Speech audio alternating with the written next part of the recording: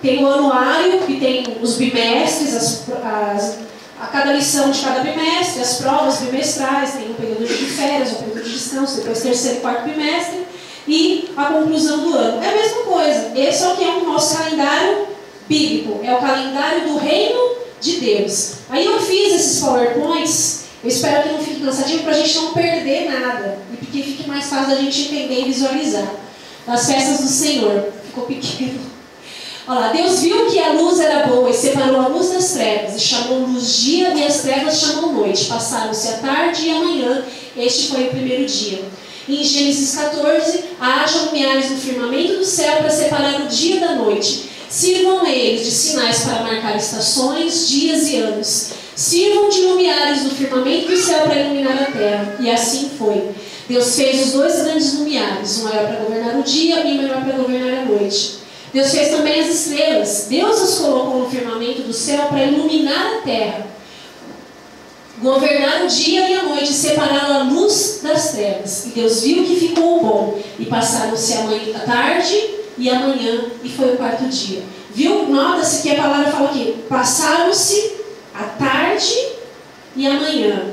Porque o dia do calendário hebraico começa na noite, na viração do dia. Deus ia visitar Adão no jardim no começo do dia, na viração do dia. Então, é da noite, logo que a lua aponta no céu, está se iniciando um novo dia. Nós, com o conhecimento gregoriano, nós nos guiamos pelo sol, né? O sol, apesar de bater meia-noite e já virar dia, a gente às vezes até no horário de verão tem confusão. Aí agora, mas vai voltar, vai adiantar, porque o sol não apareceu, não, mas já é no sol e a gente fica meio confuso, mas a palavra não. Apontou a lua no céu, se iniciou um novo dia. E Deus estabeleceu isso na criação, como eu falei, no calendário lunar, que é o calendário bíblico, o calendário egípcio, que é o calendário solar, que são os dois mais antigos que se tem usado. Falei já dessa parte, do mundo de hoje. O calendário gregoriano foi promulgado pelo Papa Gregório 24 de 2 de 1582. Então já tem mais de 500 anos que esse calendário está sendo usado. Por isso que a gente não tem nem ouve os nossos avós falar de um outro calendário diferente, porque já faz muito tempo isso já está enraizado no homem.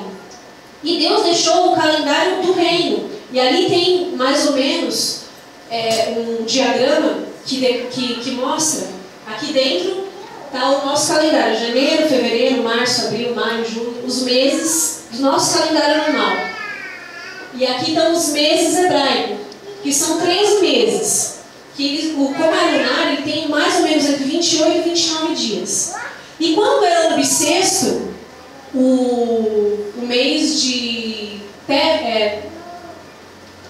agora me confundi, mas o mês de Adar, se não me engano, ele se repete 2 vezes, que é o mês que tem até a festa de Purim, que está a palavra a festa de Esther, que tem Adar 1 e Adar 2, quando é ano bissexto.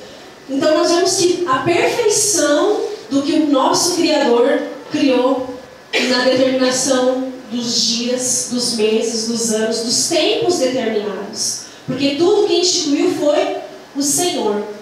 E aí a gente entra, eu dei uma corrida para a gente poder falar bem das festas. Dentro do calendário, Adonai deixou as festas. No hebraico, 2 palavras são usadas para descrever festa. Quando um judeu quer desejar boas festas, ele diz Hag Sameach, que quer dizer boas festas. Hag quer dizer festas.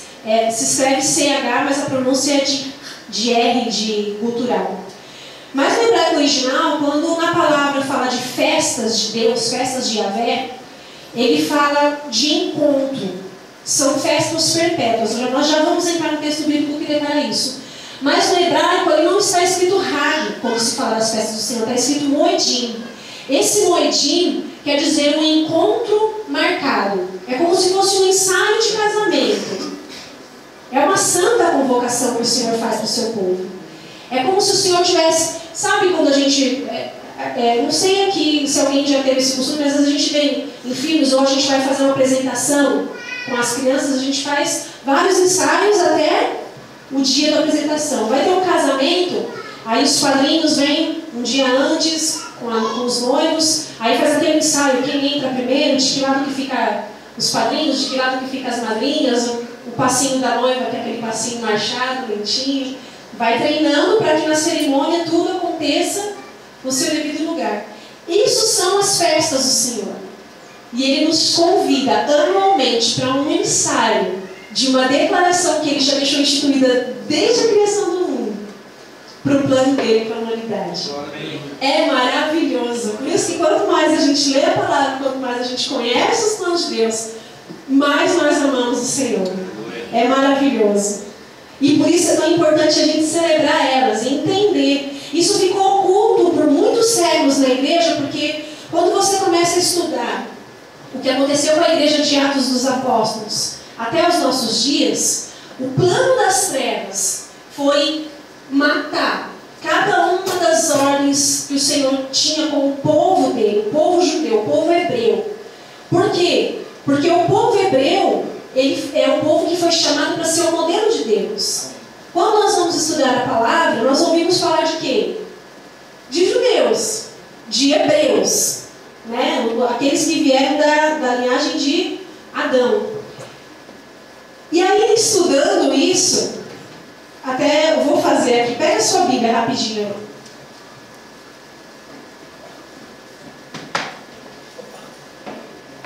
Abre no livro de Romanos. Na primeira página de Romanos.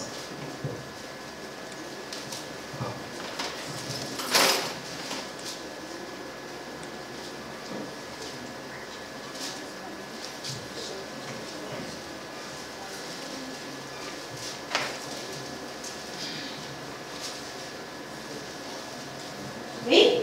Amém. Aí vai até Hebreus agora. Segura na mão a quantidade da palavra até Hebreus.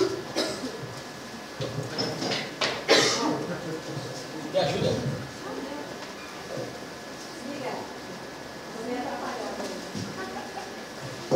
Aqui, ó. Olha aqui para mim. Quem não conseguiu, esse daqui. Esse daqui, da palavra. Segura na tua mão. Isso daqui da palavra.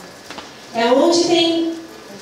Deus usa povos não hebreus para manifestar a glória dele. Para usar, para falar de gentios. E gentios participam efetivamente, depois que Yeshua veio à terra, que ele foi crucificado e foi ressurreto. Essa parte, eu e você fazemos parte.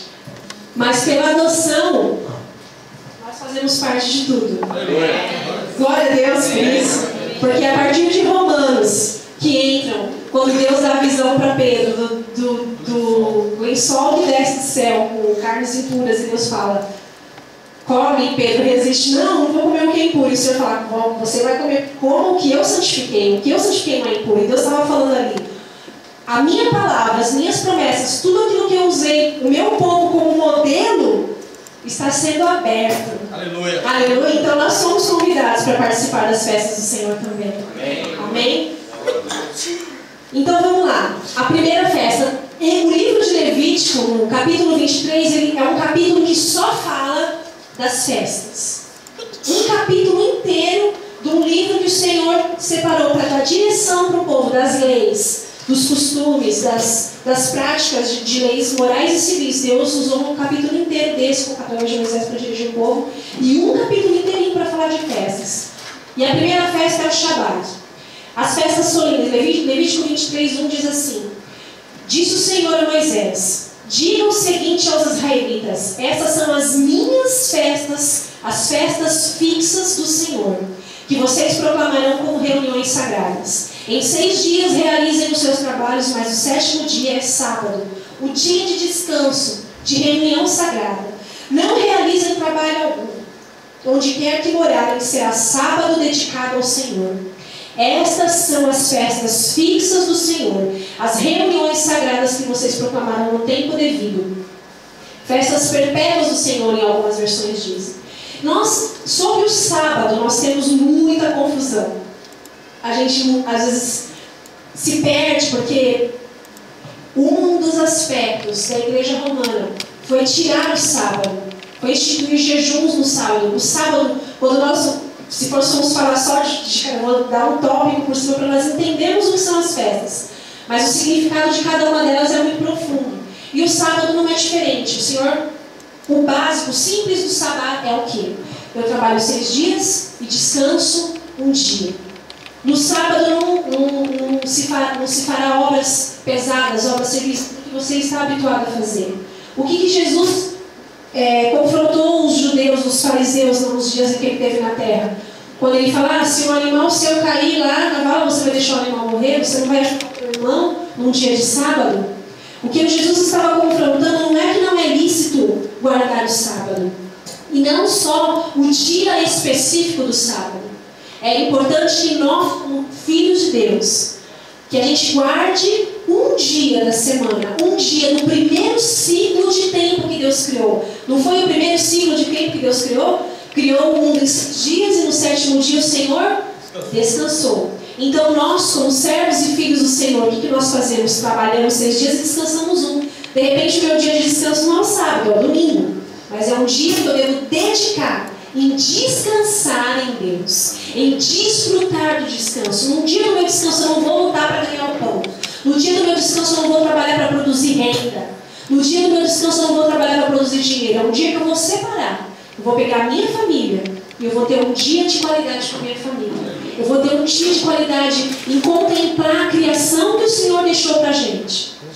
Amém? Isso é o sábado. Porque o que o mundo prega cada dia mais é você pode trabalhar 7 dias por semana.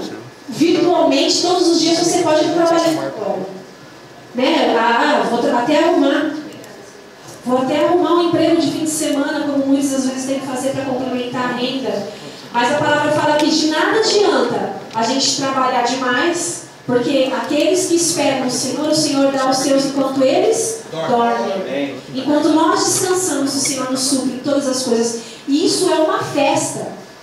O sábado está dentro das festas. Olha que coisa preciosa. E ele não está só dentro das festas. Ele está dentro dos 10 mandamentos.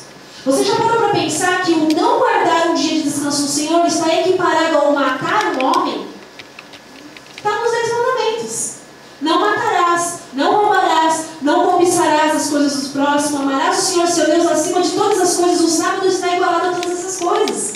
Eu ter um dia de descanso na presença do Senhor é um dia de festa.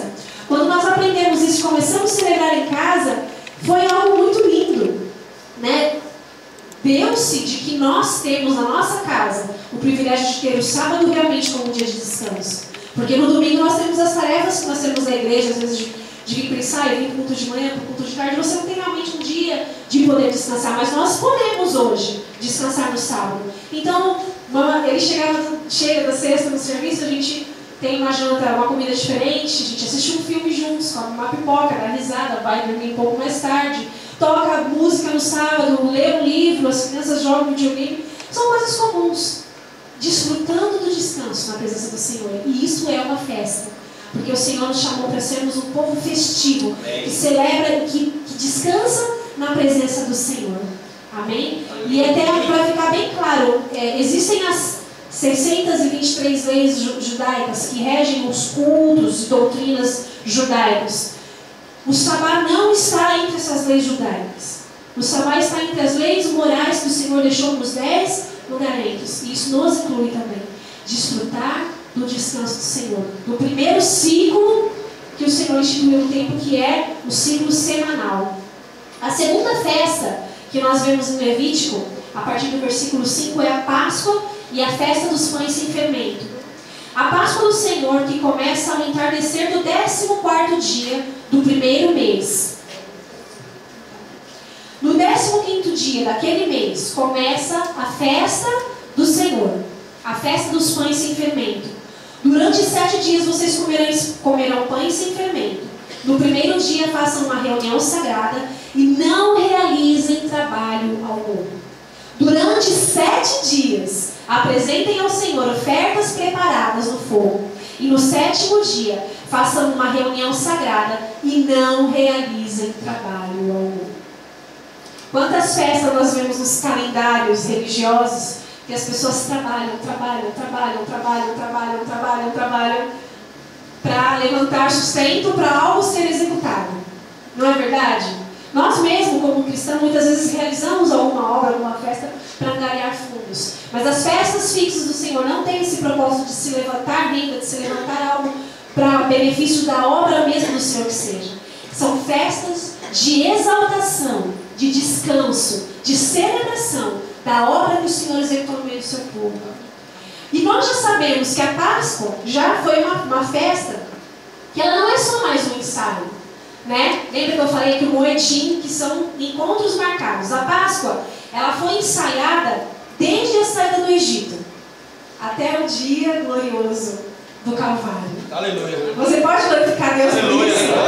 Glórias ao Senhor Jesus, porque, queridos, por muitos anos, por mais de 2000 anos, essa festa foi celebrada como um ensaio.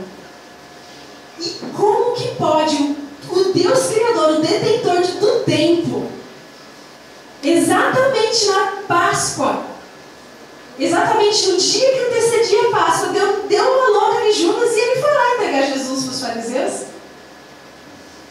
Você acha que foi por causa de Judas que isso aconteceu? Propósito eterno do Senhor, para que a palavra do Senhor se cumprisse, para que o propósito do Senhor se cumprisse. E na sexta-feira, que era o dia que o povo saiu do Egito e que o Senhor instituiu como o primeiro mês do calendário, o primeiro mês do calendário, Jesus foi entregue aos seus adversários e morreu. Foi crucificado no sábado, né? Morreu. E aí, na sexta-feira, Jesus foi crucificado, aliás. Então, esse é o significado da Páscoa, da libertação do Senhor. Em 1 Coríntios 5, do 7 ao 8, fala. Aí vem a festa dos fermentos, que se concretiza quando Paulo fala em 1 Coríntios: alimpai-vos, pois, do fermento velho, para que sejais uma nova massa, assim como estáis sem fermento, porque Cristo, nossa Páscoa, foi sacrificado por nós. Por isso façamos a festa, não com o fermento velho, nem com o fermento da maldade, da malícia, mas com os ázimos da sinceridade e da verdade. O Senhor instituiu na festa, justamente nesse primeiro dia, o que acontecia? A mulher da casa, ela tirava tudo aquilo que tinha fermento de dentro da casa. Pão, todas as coisas feitas que tinham fermento, e tirava e jogava fora. E até hoje é praticado dessa forma. E não se alimentam de nada que vai fermento. E aí se fazem o matzah, que é aquele pãozinho todo furadinho, que também tem um simbolismo dentro da Páscoa. No outro período a gente pode falar mais sobre aquilo. Mas tem um simbolismo que representa Jesus Cristo, onde não há nenhuma mentira. Porque qual é o papel do fermento na comida? Fazer algo pequeno fica grande. É algo que toma uma proporção muito maior do que realmente é. E nos sacia. Isso tem um simbolismo de nós tirarmos de nós. Que o Senhor está nos chamando a fazer a reflexão da festa dos pães ázimos, que são, na verdade, nesse período da Páscoa, que é a festa da Páscoa, dos pães ázimos e a festa de primícias. São 3 festas no mesmo fim de semana, na mesma semana que se celebra. Mas são 3 festas em uma, e cada uma tem o seu propósito específico. E o dos pães ázimos, que são dos pães sem fermentos, é justamente nos levar a refletir, a tirar toda a mentira de nós, da nossa casa. Tudo aquilo que nos faz pensar com a mentalidade antiga, como Paulo declara aqui assim: vamos celebrar sim a festa, mas não vamos celebrar com os pensamentos antigos lá do Egito. Não vamos celebrar ao nosso Senhor com as coisas do mundo, com as coisas da Babilônia, com as coisas do Egito. Vamos celebrar o Senhor como Cristo Jesus, como nosso exemplo, como nosso modelo. Tudo aquilo que está tipificado em Jesus, é isso que nós vamos celebrar ao Senhor. É dessa maneira que nós vamos viver. E não é um movimento de tristeza, de jejuns, de pranto, não, é festa mesmo. Se fazem os matzah, se fazem pastas de tâmaras, de amêndoas. Quem já teve a oportunidade de comer e gosta, é delicioso. A gente já teve a oportunidade de participar de uma festa feita com todos os elementos. É muito saboroso, é muito gostoso, é muito nutritivo. Inclusive, quando você vai começar a estudar dietas de reeducação alimentar, a dieta mais saudável que se tem notícia dentro da nutrição é a dieta do Mediterrâneo, que é essa dieta bíblica que se pratica nas festas bíblicas. Então não é só uma festa maravilhosa, saborosa, é uma festa saudável, que faz bem para o nosso corpo também. Maravilhoso isso. Então esses 7 dias de festa dos pães asmos tem essa figuração de tirar todo o pecado, todo o pensamento, todo o fermento, tudo aquilo que nos leva para longe do nosso ideal, do nosso modelo, que é Jesus Cristo. Amém? E depois vem a festa dos primeiros frutos, que é a festa das primícias. Essa é uma festa celebrada no início de todas as... na colheita, de entrega dos primeiros frutos das colheitas. A partir do versículo 9, de versículo 23, fala assim a palavra. Diz o Senhor a Moisés: diga o seguinte aos israelitas: quando vocês entrarem na terra que dou a vocês e fizerem colheita, tragam ao sacerdote um feixe do primeiro cereal que colherem. O sacerdote moverá ritualmente o feixe perante o Senhor, para que seja aceito em favor de vocês. Ele o moverá no dia seguinte ao sábado. No dia em que o moverem o feixe, vocês oferecerão em holocausto ao Senhor um cordeiro de 1 ano de idade sem defeito. Apresentem também uma oferta de cereal de 2 jarros da melhor farinha amassada com óleo, oferta ao Senhor preparada no fogo, de aroma agradável, com uma oferta derramada de 1 litro de vinho. Vocês não poderão comer pão algum, nem cereal tostado, nem cereal novo, até o dia em que trouxerem essa oferta ao Deus de vocês. Este é um decreto perpétuo para as suas gerações, aonde quer que morarem. Então, o que acontecia na festa das primícias? Os hebreus eram um povo do cuidado das ovelhas, de criação, pastores, e eles plantavam cereais, plantavam trigo, plantavam suas vinhas. Então, logo que aparecia o primeiro, aqui tem bastante gente que trabalha com a terra, Quando aparecia o primeiro broto, o que é as primícias? Quando aparecia o primeiro broto lá, aqui na região de café, o primeiro café, o primeiro fruto de milho lá que aparecia, o dono via, o dono do campo via aquilo, ele pegava, via qual que era, que ele via que ia ser um dos melhores frutos, pegava uma fita vermelha, grande, um tecido vermelho, ele ia, enrolava em volta daquele feixe e ele separava. Quando chegava o tempo da colheita, ele ia, levava aquele feixe para o sacerdote e simbolicamente o sacerdote no ritual fazia a poda do feixe e no dia após o sábado, o sacerdote fazia essa colheita do primeiro fruto. E não é que Jesus ressuscitou na festa de primícias? Queridos, olha que preciosidade.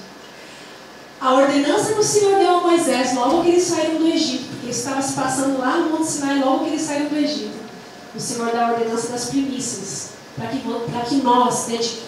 a gente dedique ao Senhor os primeiros frutos do nosso trabalho, levado ao sumo sacerdote, para dedicar toda a colheita ao Senhor.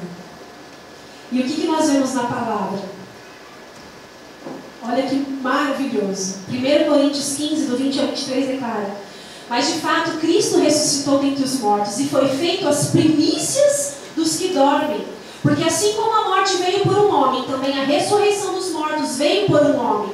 Porque assim como todos morrem em Adão, assim também todos serão vivificados com Cristo. Aleluia. Cada um por sua ordem. Cristo, as primícias, depois os que são de Cristo na sua vinda. Jesus ressuscitou nas primícias e isso é promessa, isso é uma festa profética de que nós também seremos ressurretos com Jesus. Amém? Por isso, querido, que é importante nós entregarmos nossos dízimos, nossas ofertas na presença do Senhor, mas entregue também do fruto do seu trabalho, uma primícia.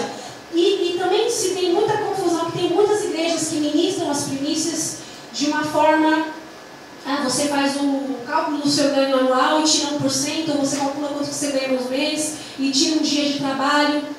Querido, a palavra fala que o o Espírito Santo de Deus é o nosso árbitro de paz. Amém?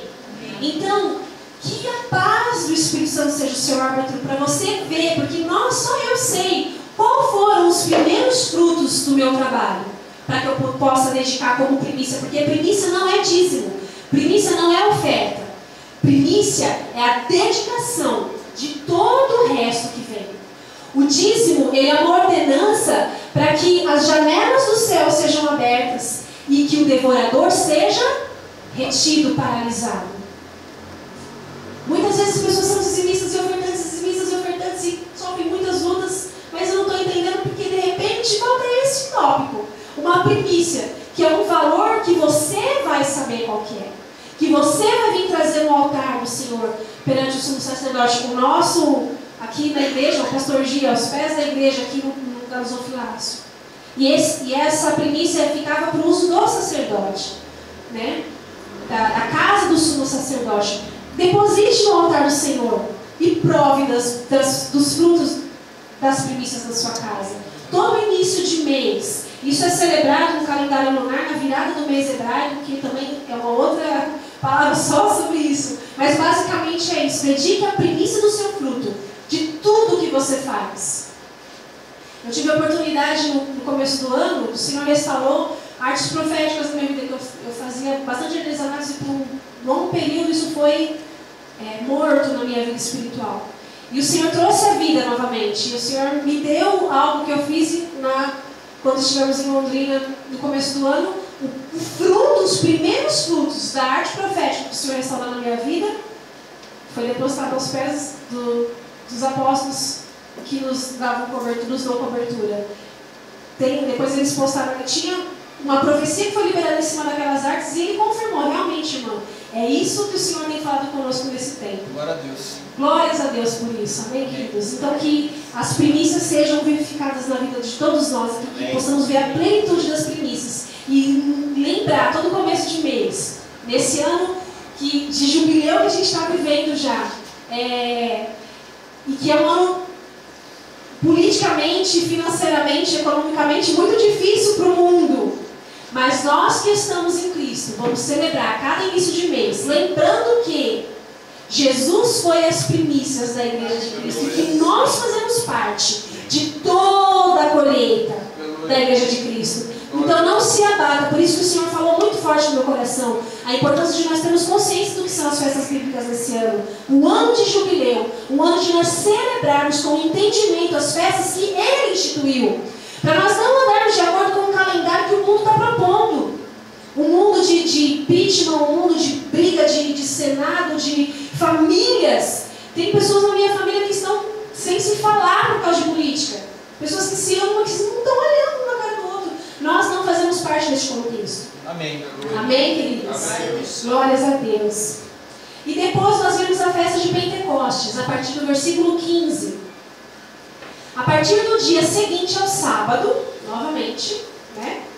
O dia em que vocês trarão o feixe de oferta ritualmente movida, contem 7 semanas completas, contem 50 dias, até um dia depois do 7º sábado. E então apresentem uma oferta de cereal novo ao Senhor. Onde quer que morarem, tragam de casa 2 pães feitos com 2 jarros da melhor farinha, cozidos com fermento. Aí ele vai falando tudo que tem que ser trazido nessa festa.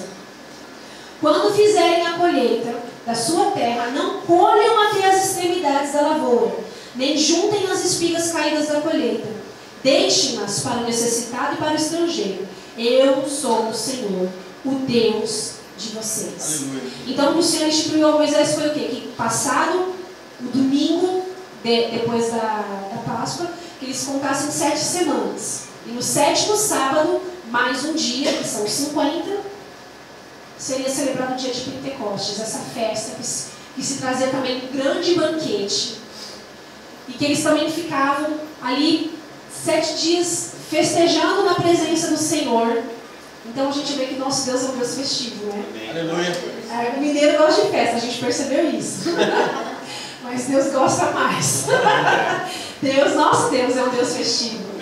E então eles juntavam-se as famílias e traziam os cereais, os pães, as tâmaras, as nozes, romãs, todas essas coisas maravilhosas e faziam uma grande festa perante ao Senhor. E o Senhor falava, não colham até todas as extremidades do seu campo, nem as espigas que caíram no chão, não fica lá pegando, respigando, porque, e se a gente for ver no final das contas, quem trabalha com colheita sabe que respiga dá uma boa quantidade, né? Aqueles feixes grandes vai caindo bastante coisa. E o Senhor falava, não peguem, deixe para os necessitados, deixe para os estrangeiros. E nós vemos na história de Ruth sendo beneficiada por isso, né? Quando elas voltam para a terra de Israel, e ela fala para Noemi, eu vou lá respigar no campo de Boaz, porque eles deixaram para os necessitados, aqueles que não tinham condições, terem do que se alimentar. E o que o Senhor estava declarando para Moisés nessa festa é que Deus é a provisão abundante do seu povo.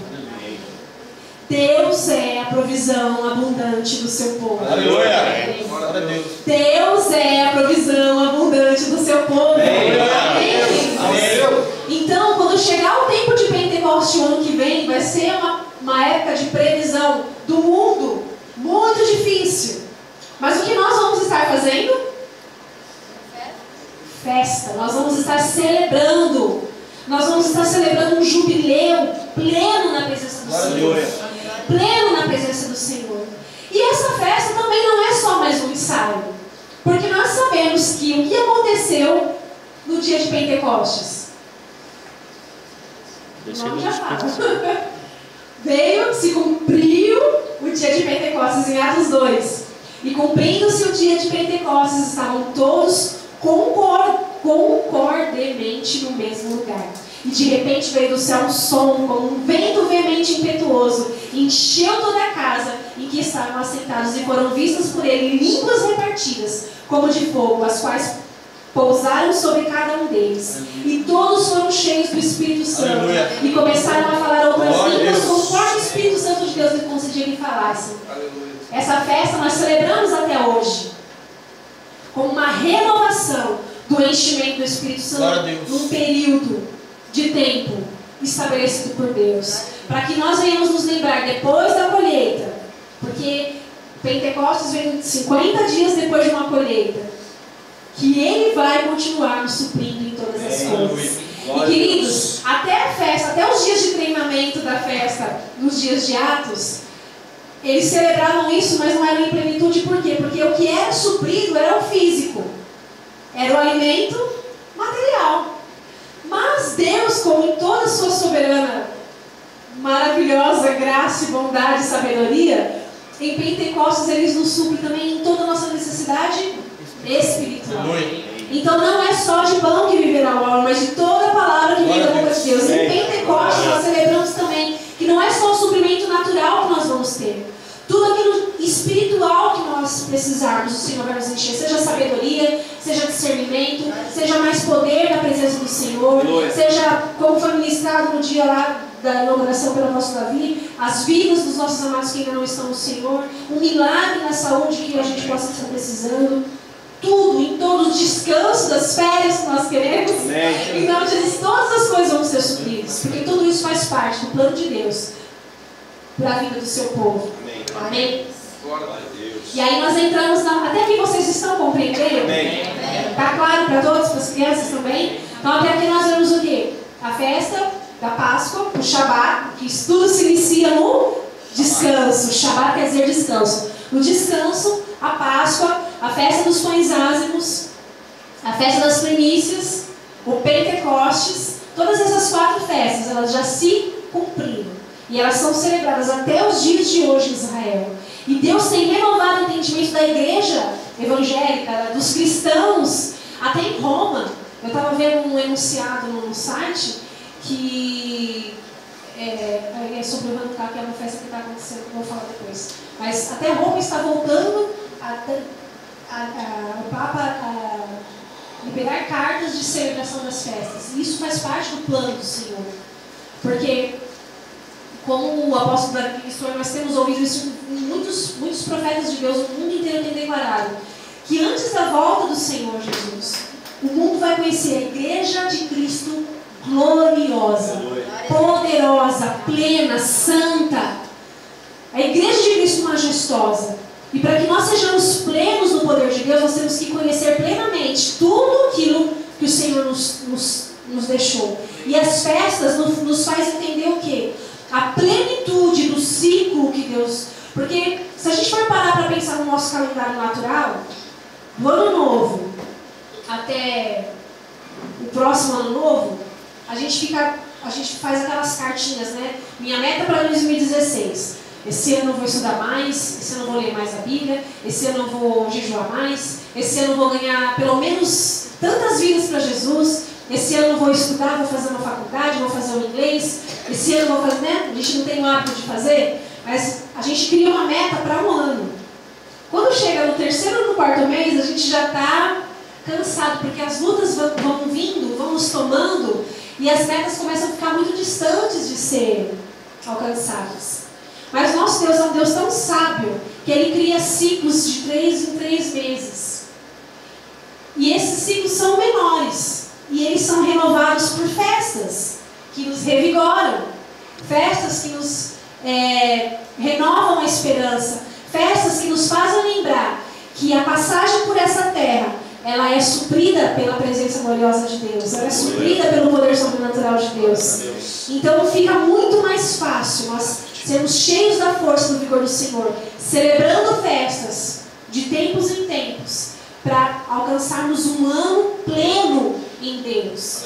Nós tivemos já a oportunidade de viver isso por 2 anos que temos celebrado na nossa casa, e é incrível como chega no final do ano, a gente olha para trás e fala: uau, eu fiz muito mais do que eu esperava. Muito, muito além daquilo que meu coração tinha expectativa. Porque aí nós provamos o que o Senhor tem para nós de tempo em tempo determinado. E são tempos mais curtos. É mais fácil a gente se manter no fôlego, na vida e na renovação do Senhor. Amém? Então vem a festa das trombetas, que o Senhor diz a Moisés, aqui a partir do versículo 23. Diga também aos israelitas, no primeiro dia do 7º mês, vocês terão um dia de descanso. Mais uma vez. Festa com descanso, não é festa para se matar de trabalhar. Uma reunião sagrada celebrada com toques de trombeta. Não realizem trabalho algum, mas apresentem ao Senhor uma oferta preparada no fogo. Não é uma oferta, um pão, algo cozido, preparado no altar do Senhor. E essa festa, nós aguardamos muito por ela. E nós devemos celebrar muito ela. Pega o chocolate, gente. Essa festa é aquela que, quando nós pensamos nela, muitos sentem tristeza. Mas eu creio que a maioria sente alegria. Vocês imaginam o que essa festa simboliza? Alguém chuta o que simboliza a festa das trombetas? Qual da vida? Hã? A volta gloriosa do Senhor Jesus. Aleluia. Por isso que ainda é um ensaio. Por isso que nós temos que celebrar. Amém? Amém. A palavra declara em 1 Tessalonicenses, capítulo 4, versículo 13 ao 18. Não quero, porém, irmãos, que sejais ignorantes acerca dos que já dormem, para que não vos entristeçais como os demais, que não têm esperança. Porque se crermos que Jesus morreu e ressuscitou, assim também aos que em Jesus dormem, Deus os tornará a trazer com ele. Digo-vos, pois, isto pela palavra do Senhor, que nós, os que ficamos vivos para a vinda do Senhor, não precederemos os que dormem. Porque o mesmo Senhor descerá do céu com um alarido, com a voz do arcanjo e com a trombeta de Deus. Os que morreram com Cristo ressuscitarão primeiro. E depois nós, os que ficamos vivos, seremos arrebatados juntamente com Ele nas nuvens. E encontraremos o Senhor nos ares. E assim estaremos sempre com o Senhor. Portanto, consolai-vos uns aos outros com essas palavras. Amém? Aleluia. Gente, isso é maravilhoso. Em Israel, quando se dá a virada da lua, aparece a lua que anuncia o primeiro dia do 7º mês, a pessoa vai correndo até o sacerdote e avisa o sacerdote. Ele vai no monte mais alto e ele libera o som. E ele libera o som da trombeta.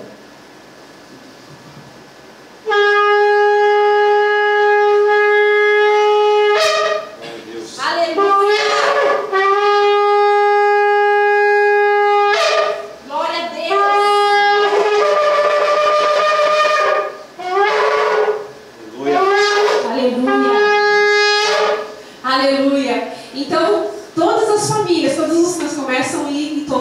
trombetas, anunciando que Yeshua voltará. Aleluia. Para buscar os seus.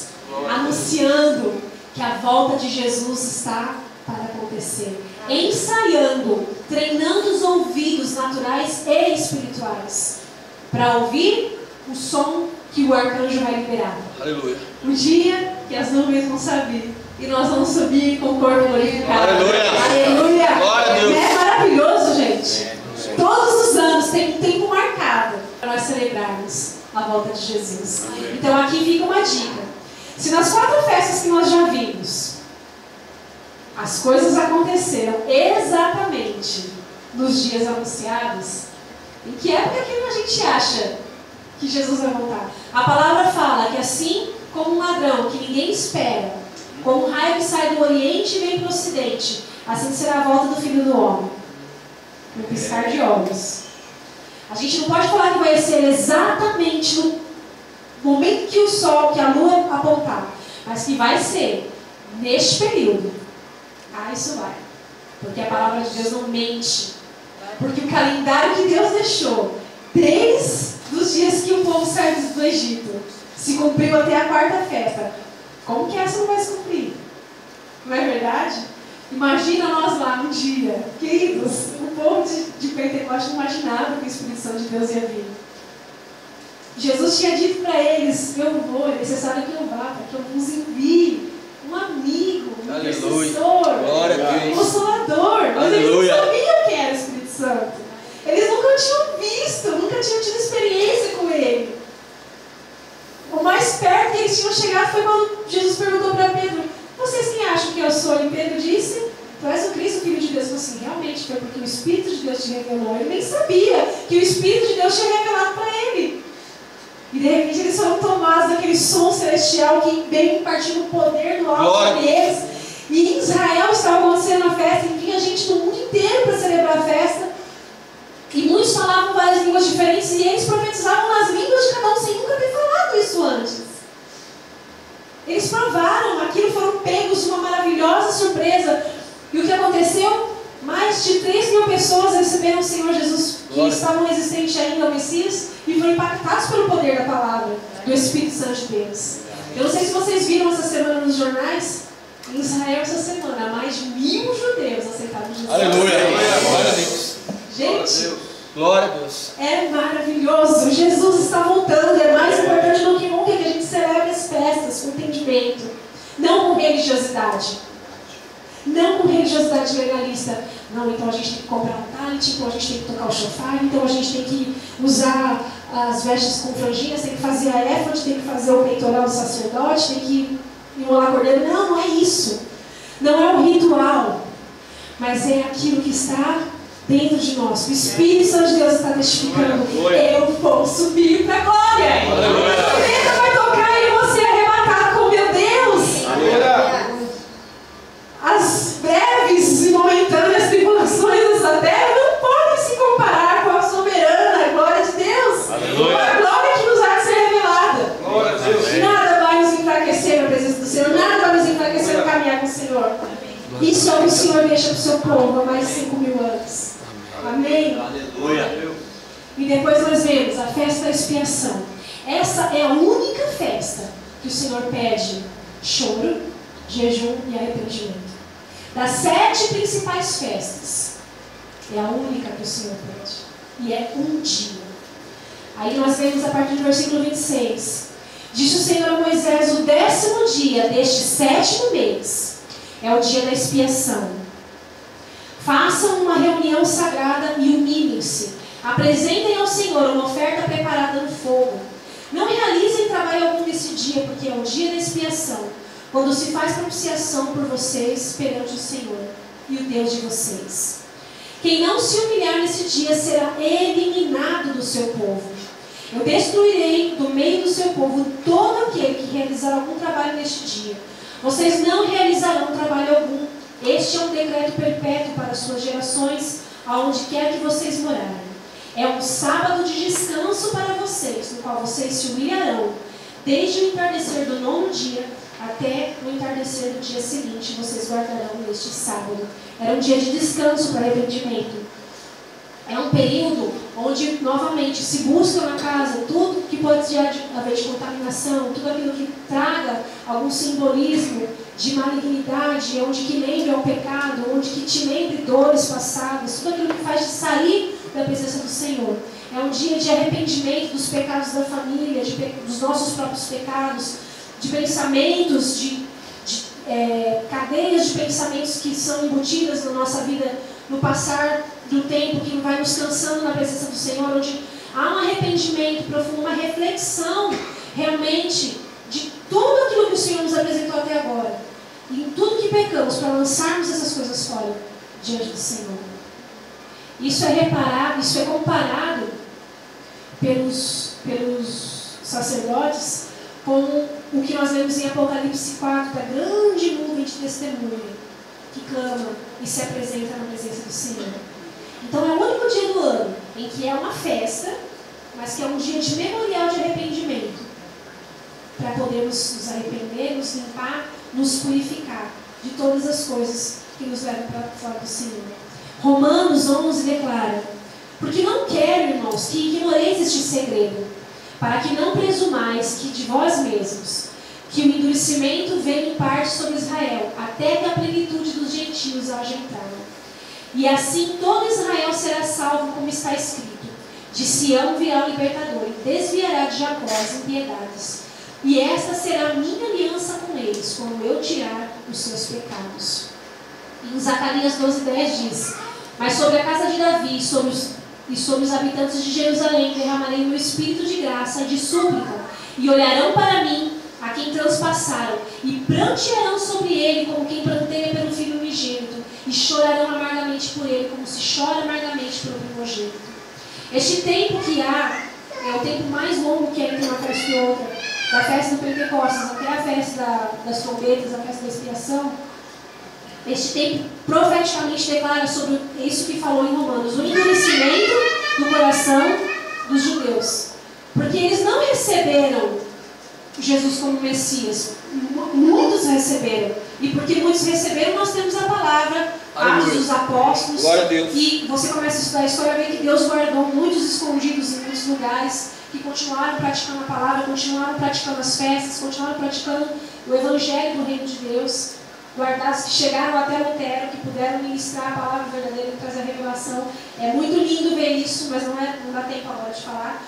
Mas representa este tempo de endurecimento, como declara aqui em Romanos. Nós não devemos, como muitas pessoas falam, o tempo dos judeus passou. Jamais. Jesus rejeitou os judeus e agora é a vez dos protestantes. Queridos, isso